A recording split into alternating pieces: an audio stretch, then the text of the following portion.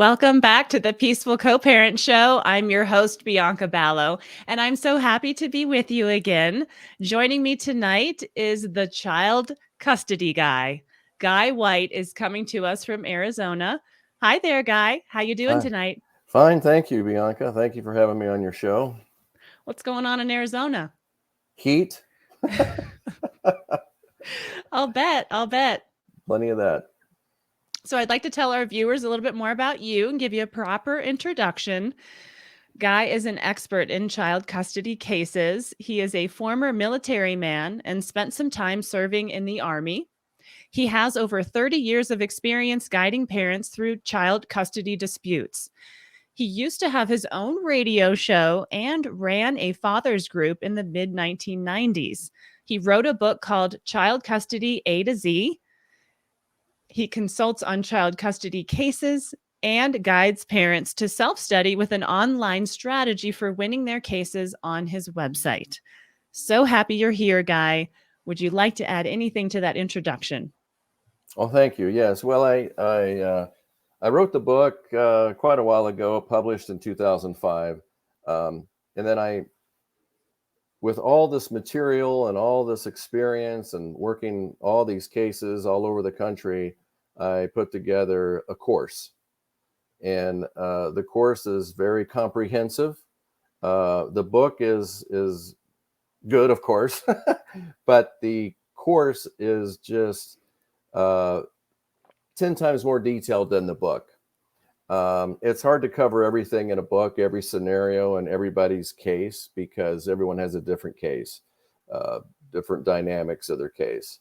So one size doesn't fit all. But what I tried to pack into this online course was every angle I could from all the different cases that I've worked on.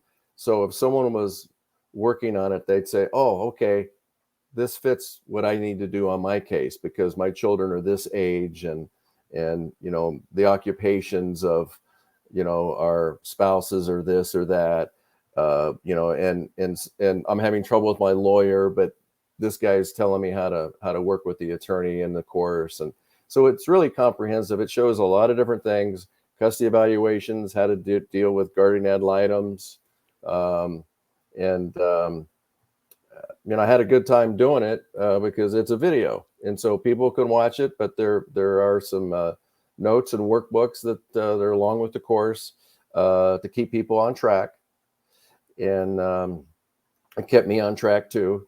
Uh, and then I'm coming out with a second edition of my book next year, Oh, which is nice. going to be, it's going to be more comprehensive than the book I had before. The concepts of my book never change. Gathering evidence in child custody cases, that's never going to change because it's a court system, and a court system depends on evidence, or should depend on evidence, to determine the outcome of a case. Yeah, I hear what you're saying. So every case is unique, but what you offer in your course and your book, there's like common threads throughout that will really resonate with people, and they'll be able to find their way and guidance with your information. Yes, well, in the book, I talk about different types of evidence, um, but technology's changed now.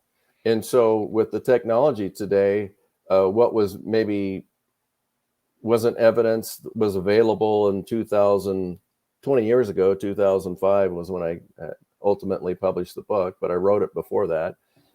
And then the technology today, is completely different because we have such an automated lifestyle, and collecting evidence with that automated lifestyle. I include that in my online course because I want people to have an open mind and use their imagination of what evidence they might be able to use in their case. Hmm. Yeah. Great. So we've got our first question from a viewer. So Mariah asks, have you worked on a case in the UK by any chance? I sure have, and my book is actually sold fairly well over there, um, because in the case I worked on was very similar to here in America, where a custody evaluation was going to determine custody in the case, which is very common here in the States. Hmm. All right.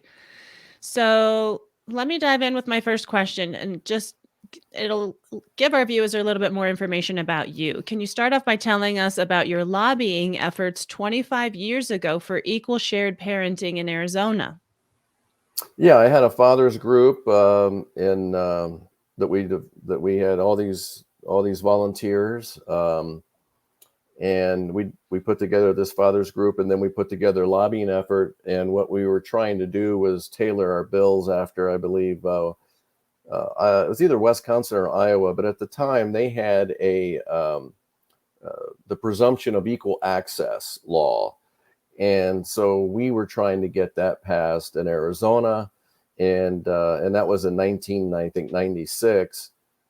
It just got passed in 2012, so it took a while, but it finally happened. But the good news was that we really put the information on the table. Um, we were able to articulate an argument that really made a lot of sense. Um, and we included all kinds of buffers of criminal records and things like that. Title 13 here in Arizona, that if someone's a convicted felon and this and that, the presumption wouldn't be equal access, but that does not negate them from having a relationship with their child. It's just something that needs to be looked at. So, but what I found is a lot of these states are doing the presumption of equal access, and so now evidence is still important, because if we're starting off with equal footing, then and you have a parent that really doesn't have the skill set to have the children 50% of the time, then you're going to have to put some evidence together to be able to rock that boat. So why did you put yourself out there on an issue like that? Well, I grew up without a father, and I had some friends that got the bad end of the justice system. And so we decided that enough was enough. We had a lot of people being arrested for violating orders of protection um, that they never violated, a lot of false allegations.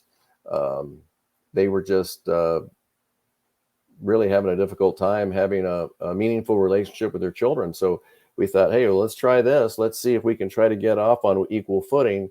And what we built in there was at 5 years old and older. We didn't even try to go at the infants. So we were really compromising compared to what it is today, because today in Arizona, the presumption is equal access right out of the gate. You don't have to be a 5 year old or a 2 year old. It's right soon as the baby's born, pretty much. So Mhm. that's that's a different concept, and I think it's a good one, because I had a father that wasn't doing well in a custody case one time, and and he was a pediatrician.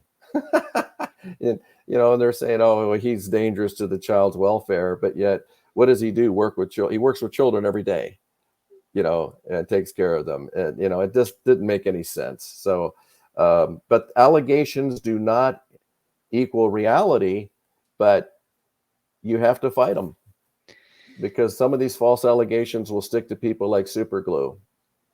It sounds like Arizona's come a long way. You've had a lot of experience. What makes you a child custody expert? Well, what makes me a child custody expert is because of my education. First of all, I grew up without a father. Secondly, I've raised children. Thirdly, I've been a forensic investigator for many years. I originally started as a criminal investigator when I was in law enforcement. Um, and when I got out of military intelligence in the Army, I started a private investigation and security business. And right away, I started working a lot of child custody cases. And from working those child custody cases, I started to see what attorneys weren't doing. In other words, they weren't using evidence, even evidence that I was collecting, that in other cases actually proved to be a benefit in the case. So I'm thinking, well, there's a disconnect here.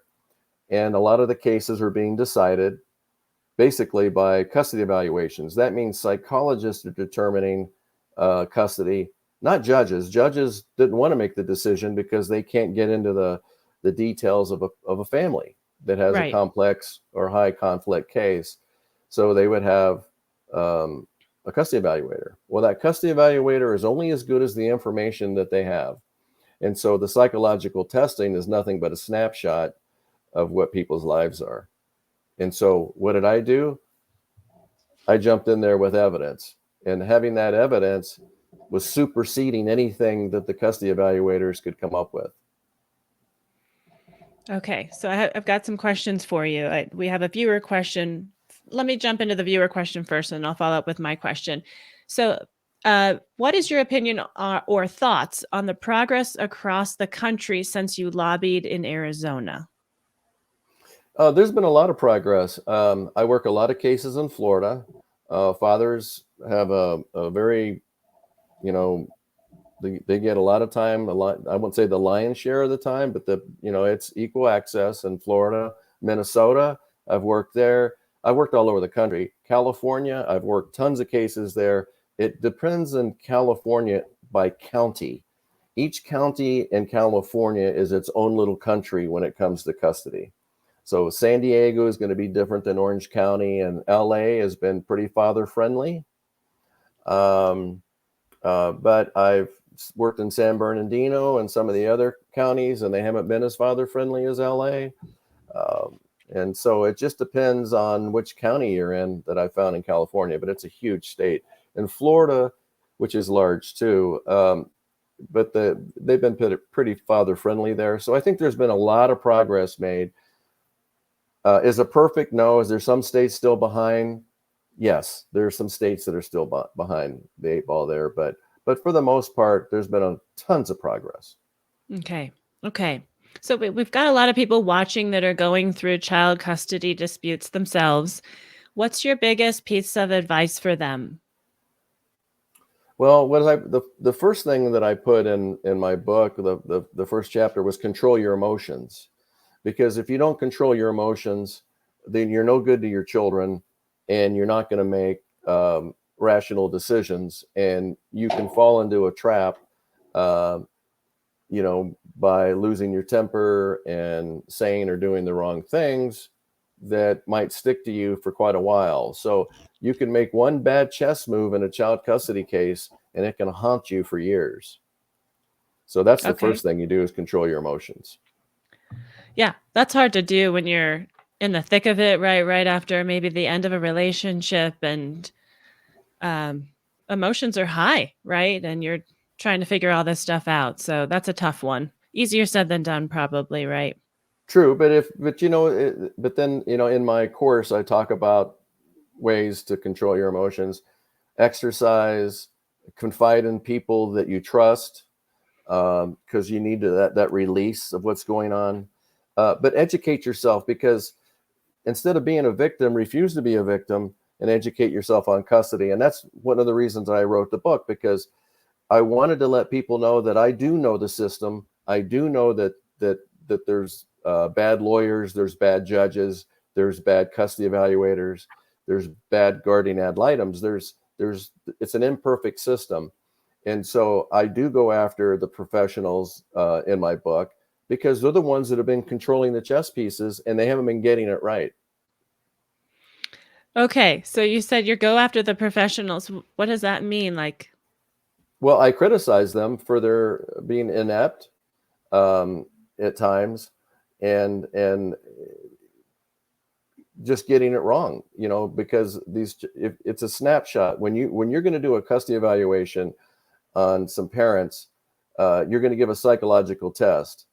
That psychological test they use as a Bible, okay?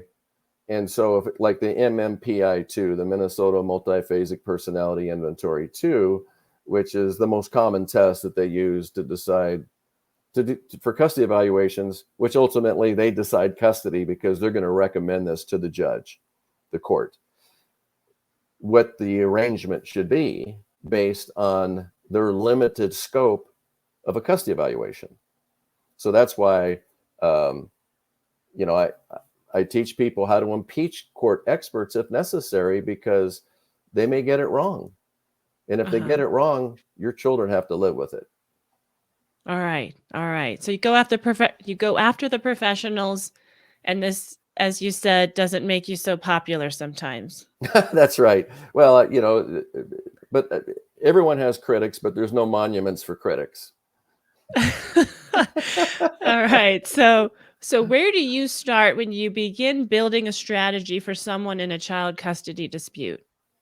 Okay, so in a child custody case, when I do an intake, so to speak, I need to know a little bit about it. I give people a 30-minute free consultation when they call, and I determine whether or not I can help them based on how they describe the circumstances of their case.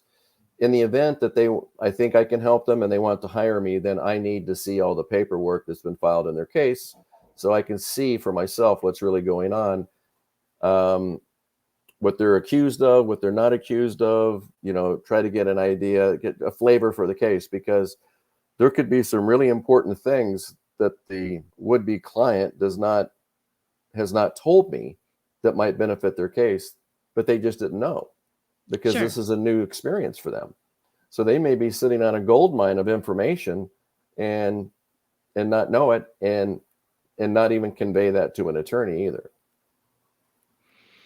All right. All right. So you dive in, you look at the information, you see if there's, anything in there that they might be missing that could be really beneficial for their case. How about what is your advice for picking a good attorney during a difficult time like a child custody dispute? Yeah, and that's a really tough one. So here's what I try to do for my clients. If they can get to me first, okay, before they hire an attorney, um, then I can form a plan of what they need to tell the attorney they want done. See, most people approach an attorney in a different way because I'm legal savvy. So when I call a lawyer, I tell them what to do because I know the system. I don't ask them. I tell them. It's like, hey, I want you to subpoena this. I want you to get that. I want these medical records. I start dictating what I want done. But lay people that are not legal savvy, when they get into these custody disputes, they don't really know what direction to go. So the attorney controls everything. And the biggest complaint that my clients have is the attorney won't listen or they won't do what I want. So I said, if you get to me before that, I will teach you how to choose an attorney. And then what I want you to do is get a contract for services for the attorney. And they said, what do you mean? I said, well, what I want you to do is I want the attorney to agree is that they're going to do A, B, C, D, E, F, G for you for your custody case. In other words, I go in with the plan because they don't have a plan. I'm working a case in San Diego right now, and we've been through 3 attorneys because none of them have a plan. Now, I formed a plan, but we finally found one that's actually going to do the plan that we want, because the things that the records and cell phone records and different things that we want to accomplish to show the lifestyle of someone to get a better deal out of this, these attorneys weren't willing to do it. So Mm-hmm. you want an A-type personality. You want someone that's, if you're in a high conflict case, which is why people call me. See, things, if it was going well, they wouldn't be calling Guy White, Sure. right? Because they call me for the high conflict stuff and they need some help. So that means that you need an A-type attorney that's willing to go in there and be assertive. Absolutely. Absolutely. So you got to have a plan, and you want the plan first, then you find the attorney who can follow up with the plan. That's exactly right. You're just giving them a script. To see, I get so detailed into these cases. I mean, I write deposition questions. Okay. I teach my clients how to respond to emails and text messages. Mm-hmm. Take a deep breath. Don't respond right away. Right. Give Because it some time. again, these are traps. If they're going to call you back and accuse you of something, let the phone ring, let it get on the voicemail of your phone if they're going to threaten you. So now you have a record of it. Now you got some And more evidence. that's right. So that's just part of the evidence collection campaign if you will, that I direct my clients to do, and I have them create a diary. So we have a chronology of events that have taken place, and Absolutely. so I work them, and then we get to the package, and the package is the package of evidence that can really make a big difference in these cases if it's used properly. But it has to be used properly, and Yeah. timing does matter when you use evidence. Excellent. I want to come back to a few points, but Mike White has a question for you. He says, "Do you have advice for enforcing parenting time when one parent does not follow the custody arrangement?"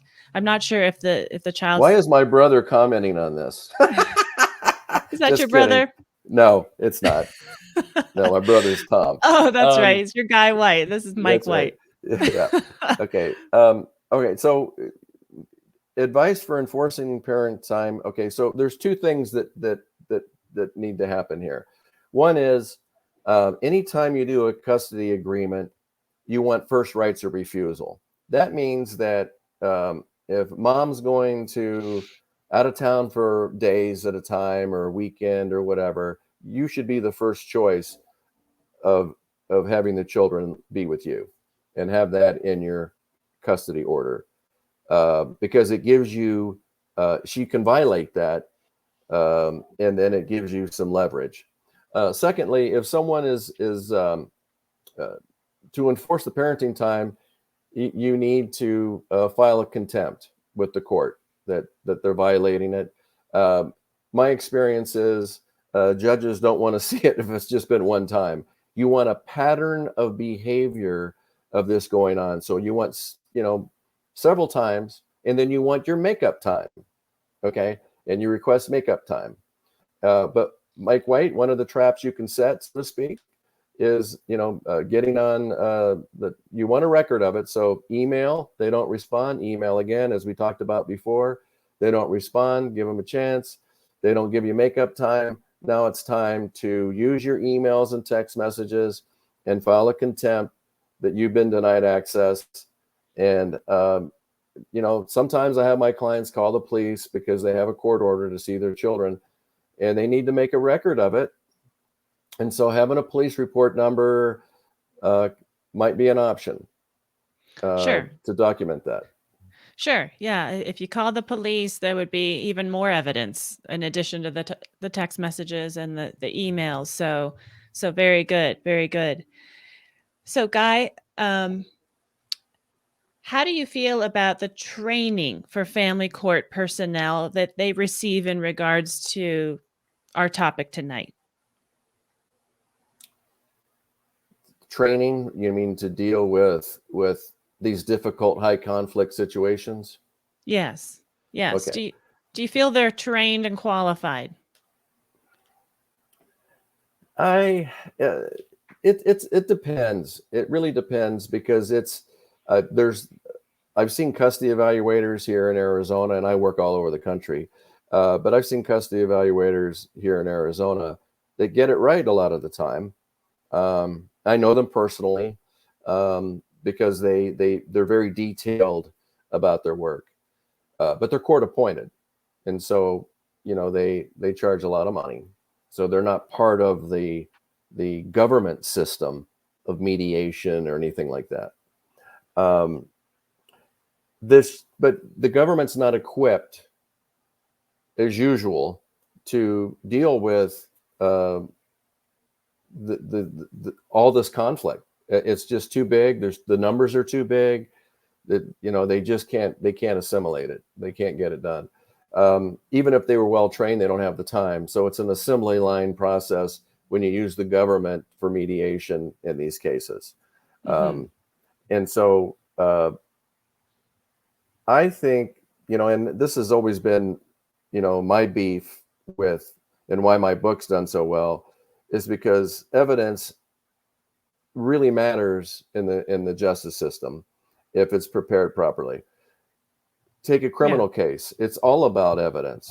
Um, a personal injury case; it's all he ran the red light, or she ran the red light, or the plane crashed, or whatever. It's all about evidence.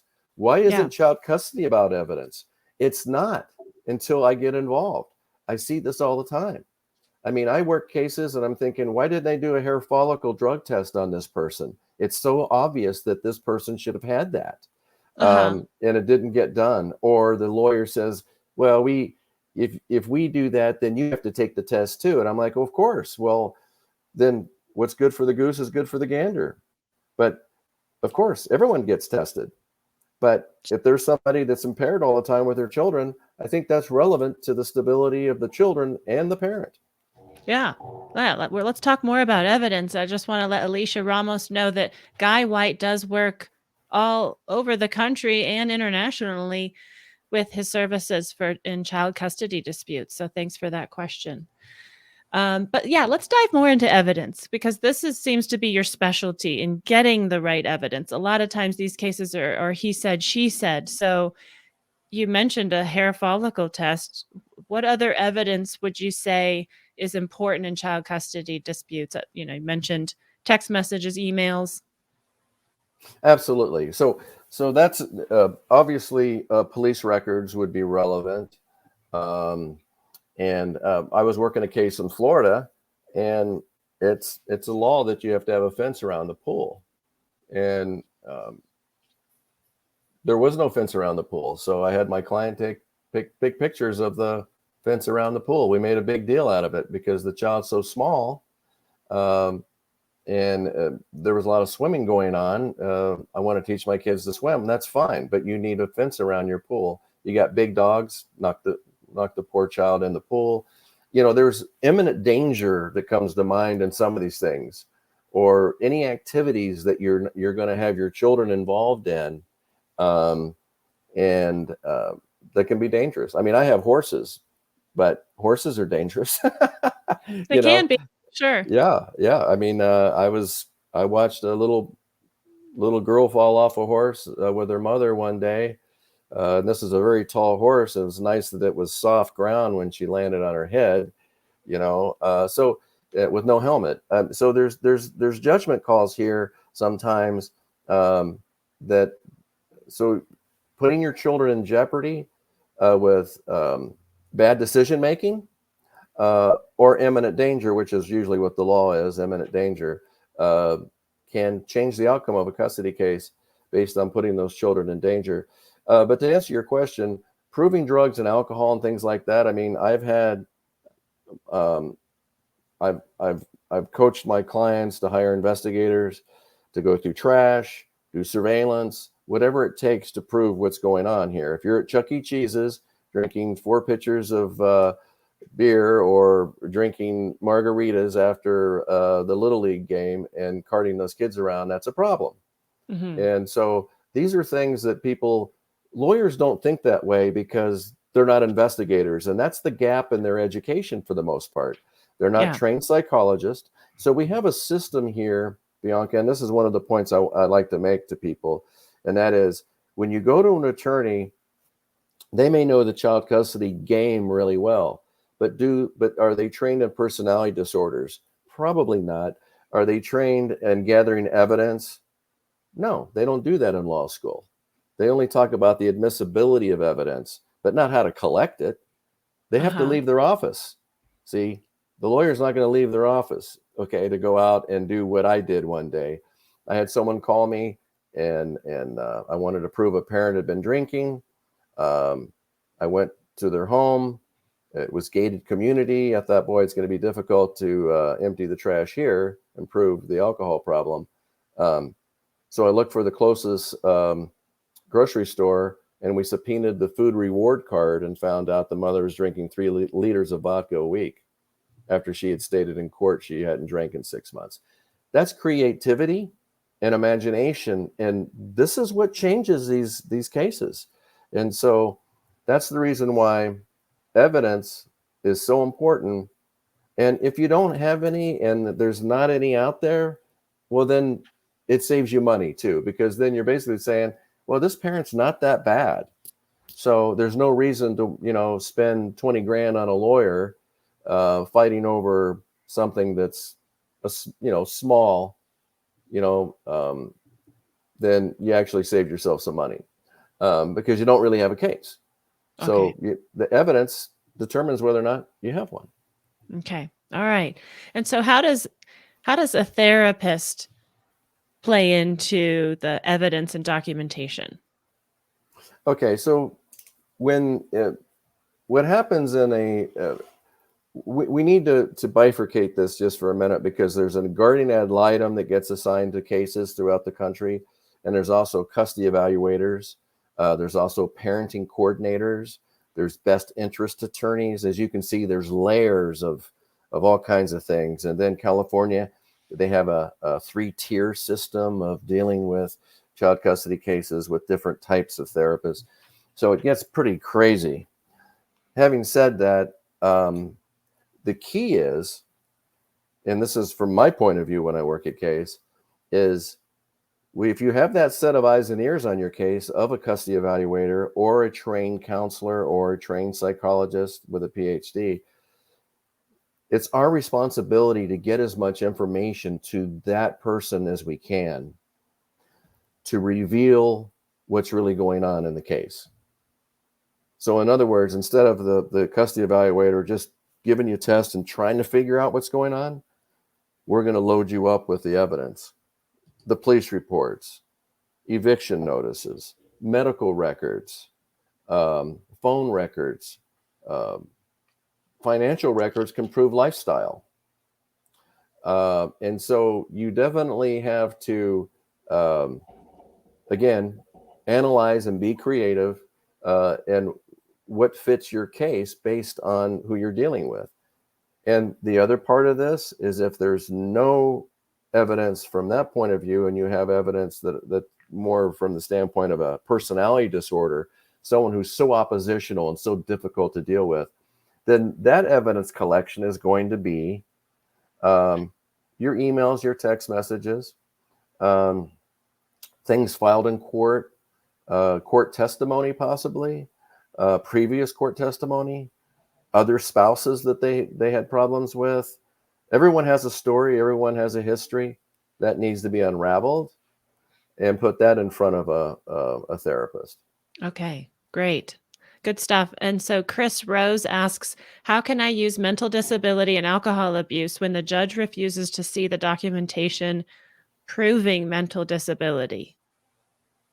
Okay, so when I, Chris, when I people ask me these things, I have to know what went on in court, because there's a thing called hearsay evidence. So hearsay evidence may not be admissible where you are. So I have in my course a thing called authentication of evidence, where I teach people to authenticate the evidence so the judge has a problem if they don't look at it, because then it becomes an appeal issue, or another thing called a special action, where you're going to appeal the case in a different way. There's a couple different options for appeals, and that's for the lawyers that you need to hire to do that, because I don't do that, but I'm letting you know it exists. But the evidence needs to be authenticated, and sometimes you're going to have judges that are going to ignore things, and and my clients have had to appeal cases on occasion because you're going to have a bad judge. So this system is not perfect, and so it's like pulling teeth sometimes. You just have to grind it out, and then if that judge ignores it, then you have to. Plan B is finding an attorney that will challenge it, try to appeal it, set this aside, or come up with new evidence that's so overwhelming that they can't dispute it. So just don't give up. And so you've said that the court system is a scam. Can you explain a little bit about that? Did I say that? When did I say that? Well, the court system is set up for compromise, mediation versus litigation. Okay. So when you have all these layers of things, of all these people I just mentioned to you, okay, it creates kind of a cottage industry, because what we have is a therapist for the children, a therapist for the dog, a therapist for the mother, a therapist for the father. Everyone needs counseling. Um, According to what? You know what I mean? It's like, so that's expensive.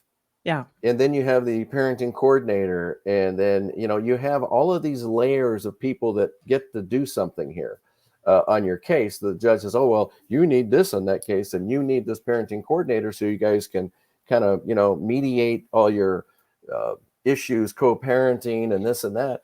But that gets expensive. And so where the scam is, where you have all of these people deciding the fate of your children, um, and it's costing you a bundle. Um, and the question, is it necessary? No, most of the time it's not. Mm-hmm. Mm-hmm. So that's where the scam comes in. Okay. And so, how are child custody matters different from other domestic relation issues? Well, that I don't do divorce. I'm not an attorney, so I'm a divorce expert. I know I've lived through thousands of my clients. Um, my focus is child custody, how to coach my clients to get a better deal, to win sole custody when it's necessary, when there's enough evidence, um, strategize on how to get their children in a better home. So there's so many different domestic relation issues, because there's physical abuse and mental abuse, and there's all kinds of um, things that go on with people. Yeah. But that becomes evidence too if you use it, because you need to be able to provide a safe place for your children. Yeah. I was going to say that could factor in too and cross over into the child custody case for sure. Absolutely, sure. Yeah. So, what's your approach to cases? Offensive, defensive?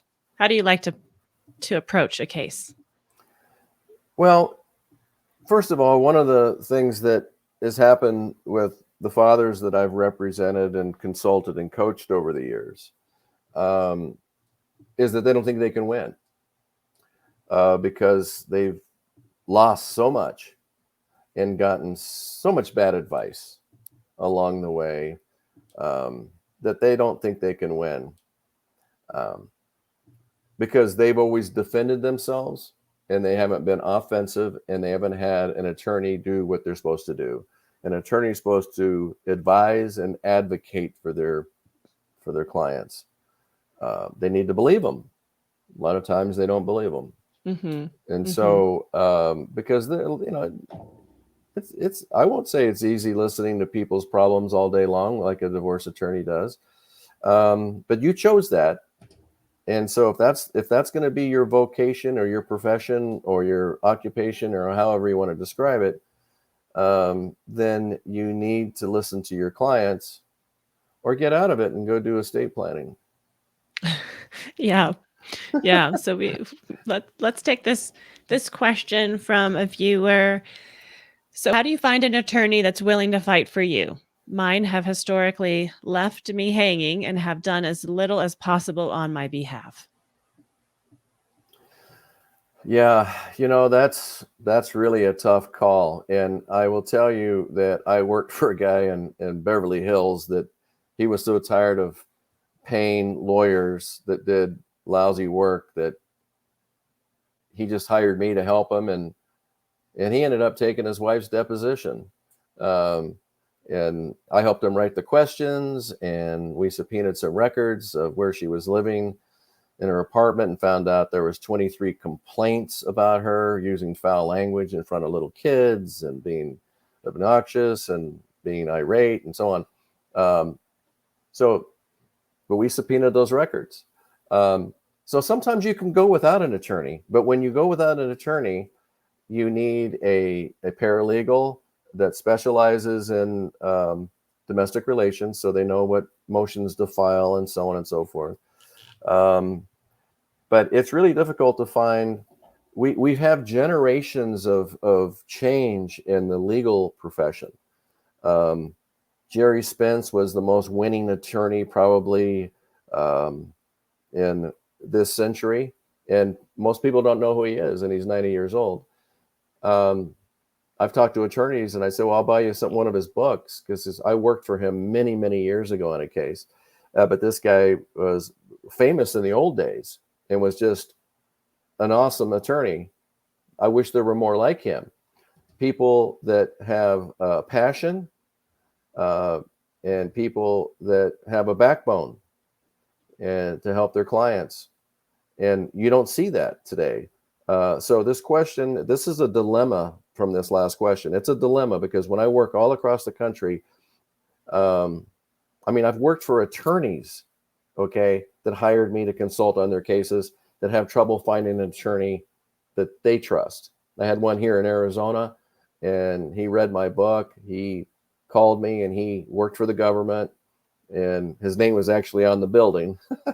And he couldn't find a lawyer to save him. I found him an attorney to help him with his case, and he wrote about it on Amazon when he reviewed my book about it, about how troubling it was for him to find an attorney, and he's an attorney. It's just the problem of finding someone who has that backbone, for lack of a better word, that's tough enough to deal with the conflict. Because when there's conflict, you need someone that will fight for you. Yeah. And just sending letters and playing patty cake isn't cutting it. And see, this is what goes on all the time, this little patty cake back and forth. The shortest distance between 2 points in a custody case is evidence, because evidence is what determines the outcome of a case in our justice system. Except in child custody, it doesn't get done because nobody knows how to do it. Nobody's out there doing it.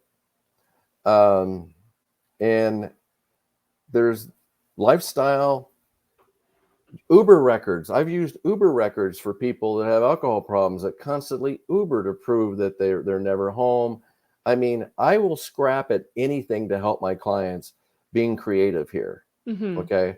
And of course, prescription drug abuse. There's so many venues and avenues of evidence here that's hardly ever uncovered and not utilized. And of course, I have to bring up the marijuana use because it's legal in a lot of places, but it still impairs you. Why else would you smoke it?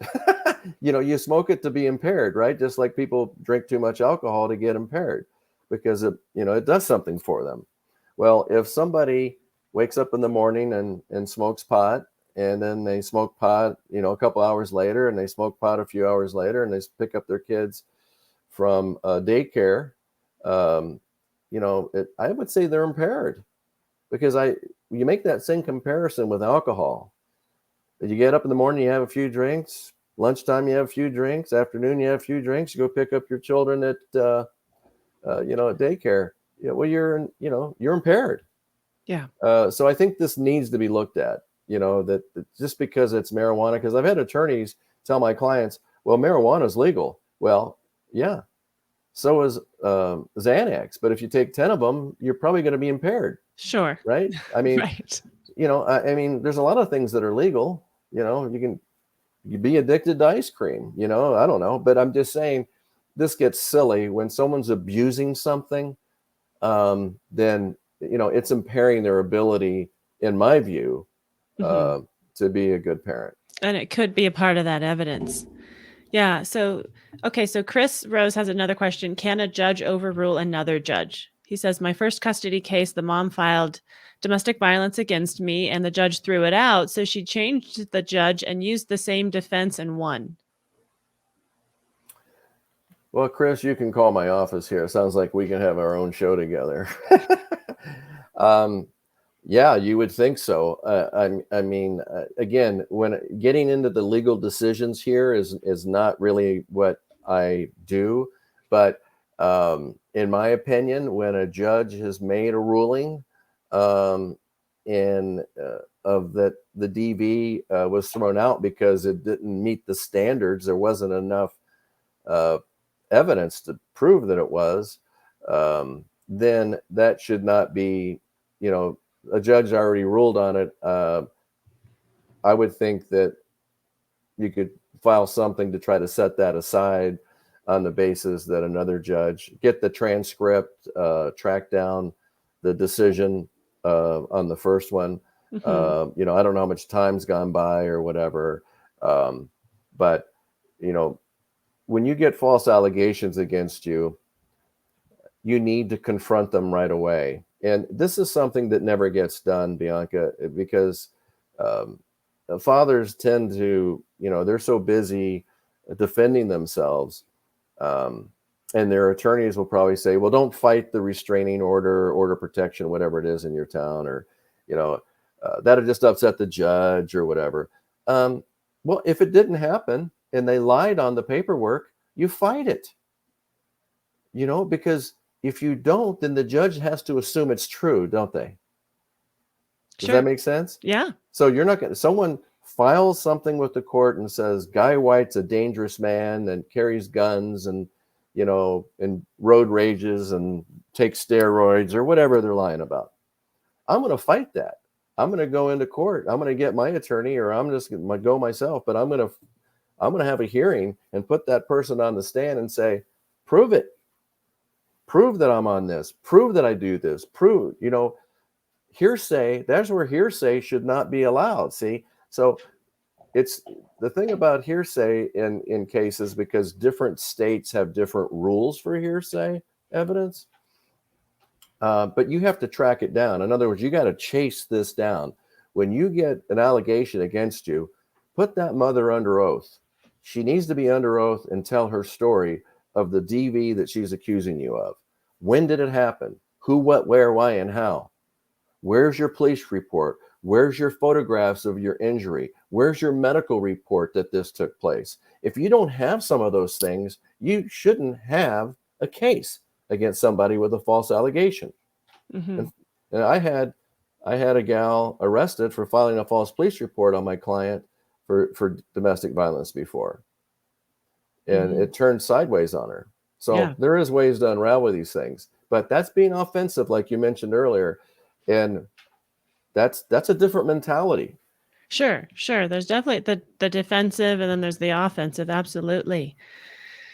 And so I wanted to come back to something that you had said, Guy, earlier in the broadcast, which was about a diary and a journal and how that plays into evidence and how important that can be. And because again, a lot of times it's a he said, she said. Sometimes it's hard to get evidence, but how does the journal or the diary play in? Okay. Well, first of all, I have people create that for me to give me the texture of the case, the chronology of events that took place, whether there was affairs, uh, you know, when did you separate, how long you were living apart or together. Um, and then I have a thing called the cast of characters, because I want to know mother-in-law, brother-in-law, the children's names. I need to know all this stuff. So when they're writing the diary, I can plug it in and go, oh, Alex is the little boy and Tiffany's the little girl, and she's the one that's 4 and he's the one that's 6. And so I can get a picture of what's going on here. The other thing is it helps people with their memories. So they're putting the timeline together, and so they're going to start thinking of it's an exercise. Um, and so they're going to start thinking of things that took place that they forgot about, or something that might be important, or something that was, emotional that took place, or some injury that happened. And it puts something in perspective for the client sometimes, this cathartic reconstruction of what went on. And then it helps me give them advice and counseling about this. Um, and recommendations based on what they're sharing with me.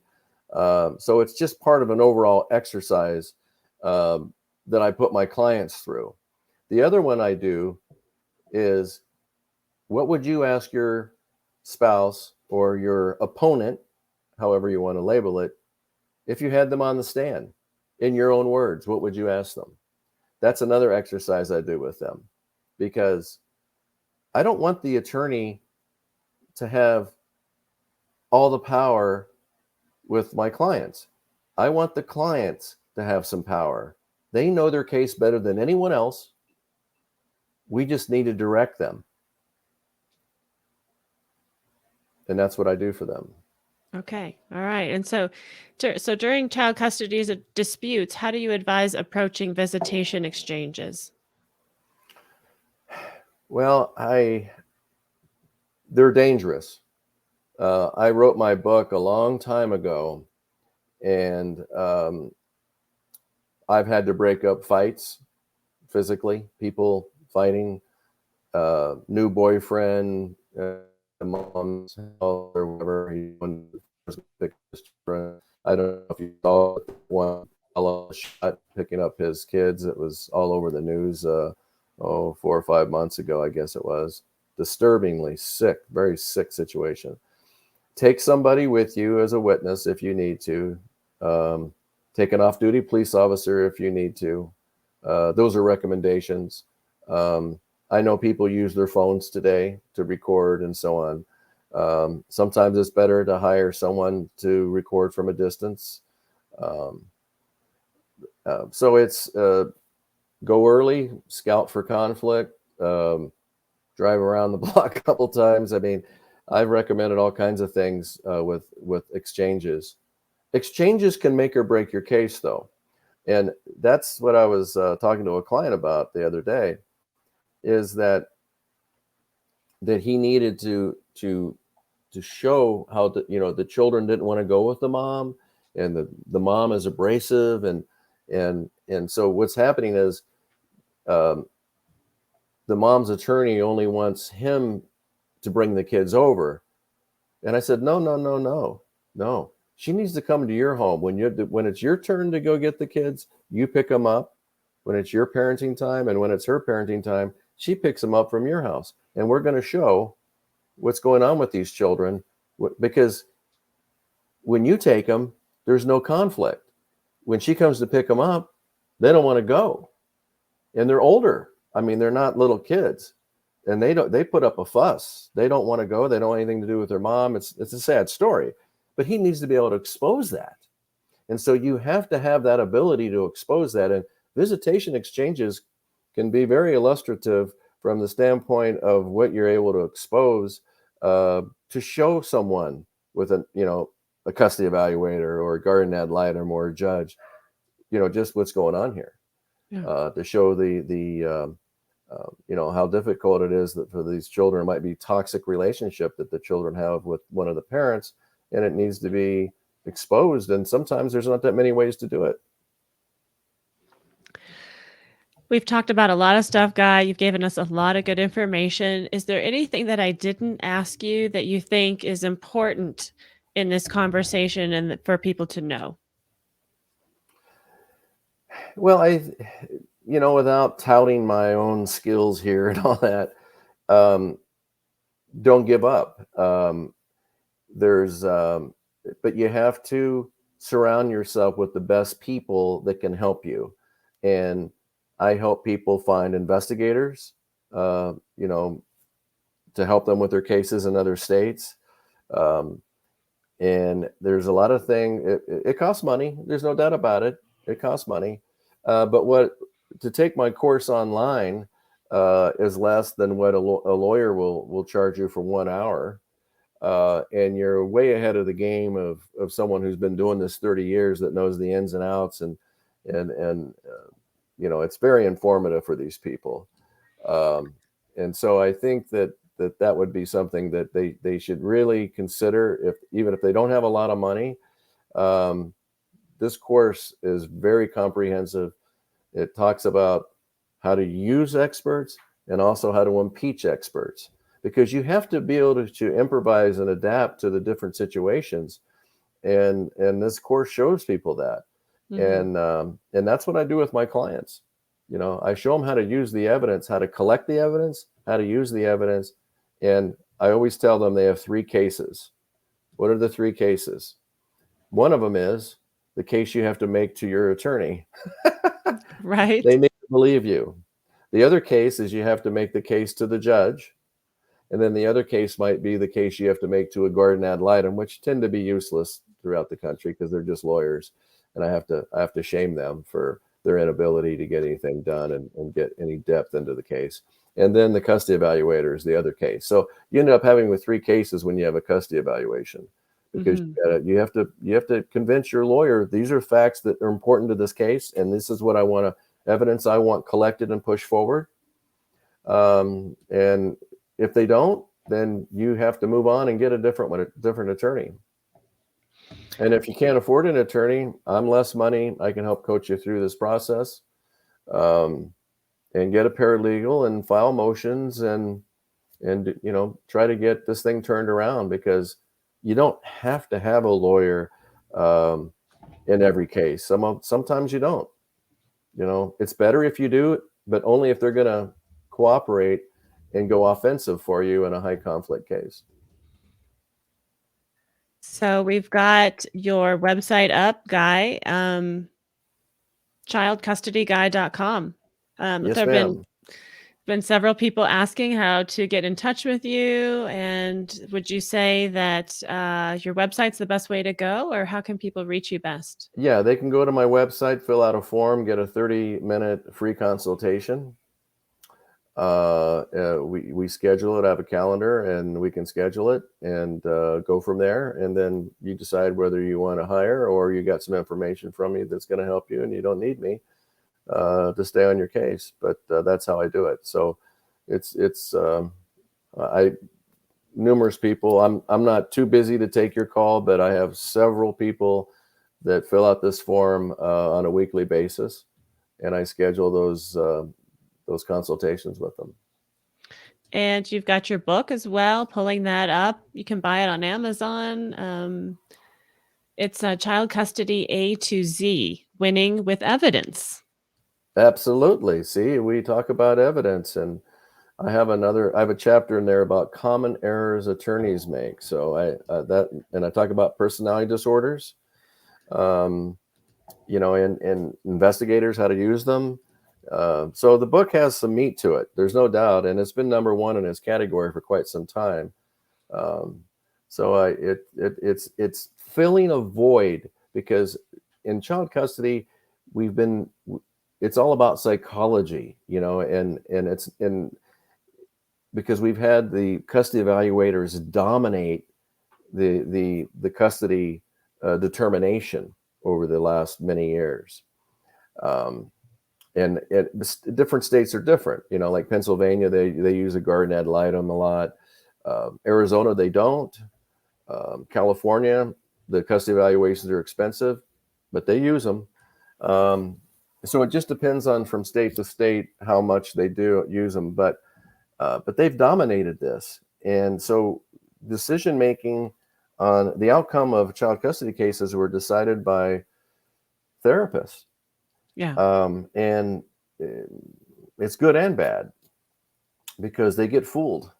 They get fooled a lot, and I if anyone's read my book, they know that I have a personal experience from a family member that went through a custody case, and um, it was my brother. And the custody evaluator in that case, I met with him after the case, because I couldn't meet with him before, during the case. But after the case, he told me, he says, without the evidence that you brought forward and helped your brother with, I would have been fooled. I would have been fooled. And so it would have had a different outcome, because I was taking the stand to give a different outcome. But the evidence that you guys overwhelmed me with determined sole custody for my brother. So, and that was 30 years ago. Mm-hmm. Well, great. Thank you so much, Guy, for joining us tonight and giving us all your advice and insight. It's been invaluable. Any final thoughts? Any last words? Well, thank you for having me on. I appreciate it. It was a nice opportunity. Um, and can I respond to the people that have asked questions on the father's rights there? Because there's some people there asking questions that didn't call in, Right. because I'd like to respond to them and see if I could help them. All right. So, Yeah, we'll see if okay. we can make that happen, Guy. Thank you so much for All all your right. time. Really appreciate it. Thank you, Bianca. Take care. Have a good summer.